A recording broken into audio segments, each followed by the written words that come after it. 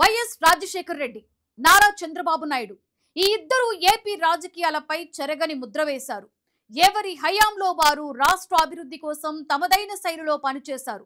టీడీపీలోకి రాకముందు వరకు చంద్రబాబు కాంగ్రెస్ లో ఉండేవారు. అయితే ఆ సమయంలో వైఎస్ చంద్రబాబు మంచి స్నేహితులుగా ఉండేవాళ్లని, యూత్ కాంగ్రెస్ నాటి నుండి చంద్రబాబు టీడీపీలో చేరే వరకు ఇద్దరి మధ్య మంచి అనుబంధం ఉండేదని పాత తరం చెబుతూనే ఉంటుంది. తాజాగా ఆ ఇద్దరి రిలేషన్ పై వచ్చిన ఓ వెబ్ సిరీస్ ఏపీ రాజకీయాలలో చర్చనీయాంశం అవుతోంది. అసలు ఆ వెబ్ సిరీస్ లో ఉన్నది వాస్తవాలా, కల్పితమా?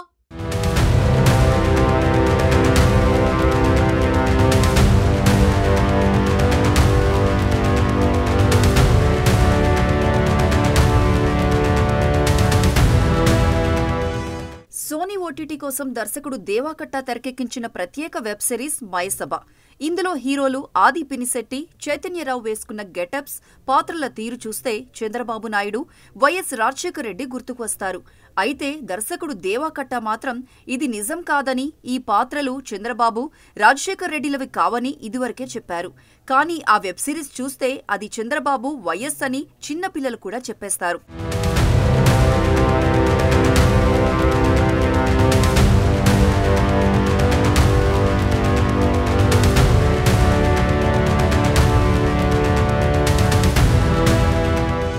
ఉమ్మడి ఆంధ్రప్రదేశ్ రాజకీయాల్లో చంద్రబాబు, వైఎస్ రాజశేఖర్ రెడ్డిల రాజకీయ ప్రయాణాన్ని మయసభ వెబ్ సిరీస్లో చూపించారు.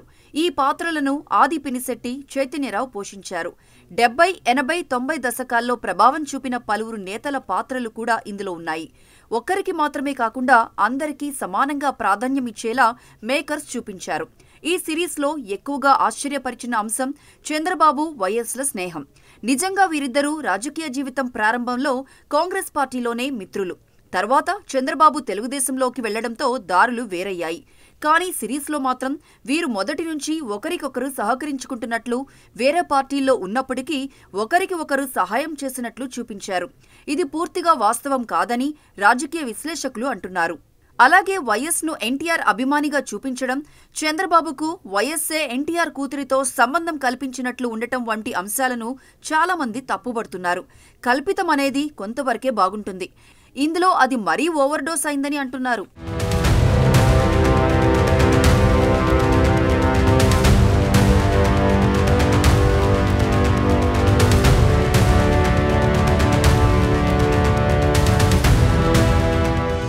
వైఎస్ రాజశేఖర్ రెడ్డి, చంద్రబాబు మధ్య మంచి స్నేహం ఉండేదని అందరికీ తెలిసిందే.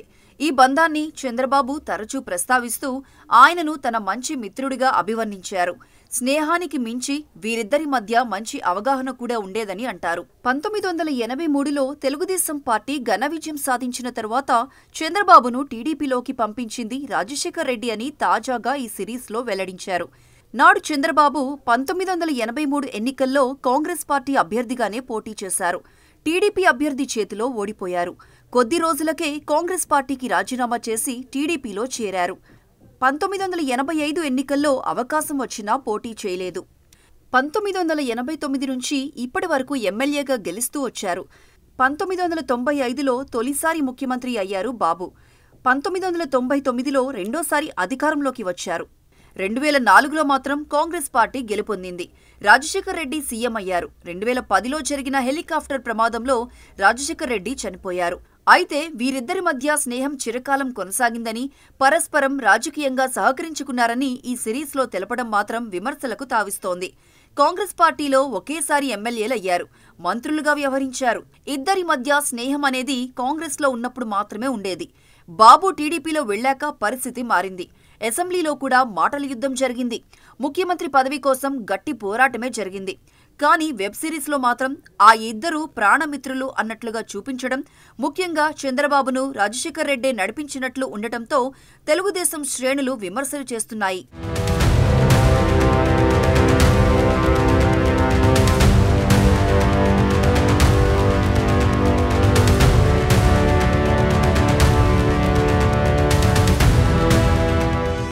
కాంగ్రెస్ పార్టీలో చేరిన తొలినాళ్లలో వైఎస్ తాను మంచి మిత్రులని, ఇద్దరూ కలిసి ఒకే గదిలో నిద్రించిన సందర్భాలు అనేకమున్నాయని చంద్రబాబు గతంలో పలుమార్లు చెప్పారు. గతంలో అన్స్టాపబుల్ షోలోనూ తమ స్నేహం గురించి ప్రస్తావించారు చంద్రబాబు. మీ బెస్ట్ ఫ్రెండ్ ఎవరు అని బాలకృష్ణ అడిగిన ప్రశ్నకు వైఎస్ రాజశేఖర్ రెడ్డి అని బదులిచ్చారు బాబు. తన రాజకీయ, వ్యక్తిగత జీవితానికి సంబంధించిన విషయాలను ఆ ఇంటర్వ్యూలో ప్రస్తావించారు. స్నేహం ఉన్నమాట వరకు వాస్తవమే అని చంద్రబాబే చెప్పారు. కానీ లేనిపోని కల్పితాలు యాడ్ చేసి వెబ్ సిరీస్ తీయడంతో టీడీపీ శ్రేణులు ఫైర్ అవుతున్నారు.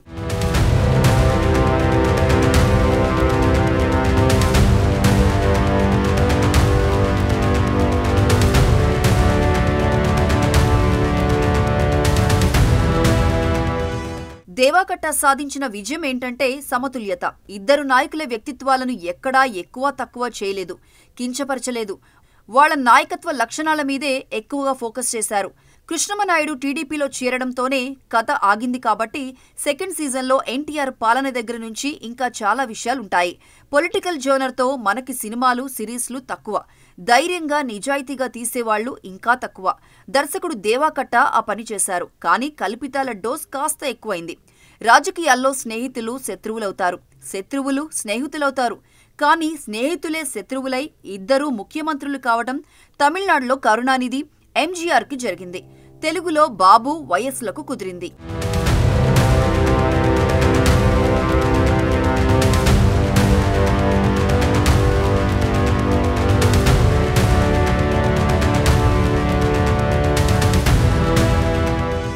ఇప్పటి వరకు ఎన్నో పొలిటికల్ నేపథ్యంలో సినిమాలు ప్రేక్షకుల ముందుకు వచ్చాయి.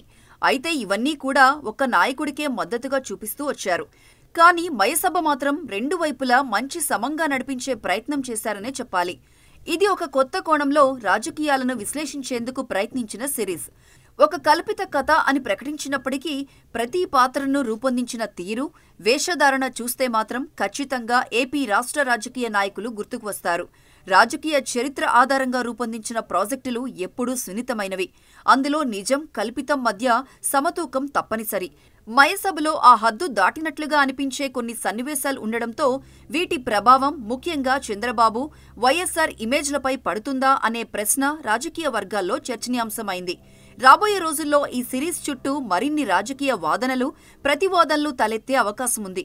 ఇక ఈ మూవీలో అంశాలపై నందమూరి, నారా కుటుంబ సభ్యులు, వైఎస్ఆర్ కుటుంబ సభ్యులు ఎలా రియాక్ట్ అవుతారో అన్న విషయం ఆసక్తికరంగా మారింది.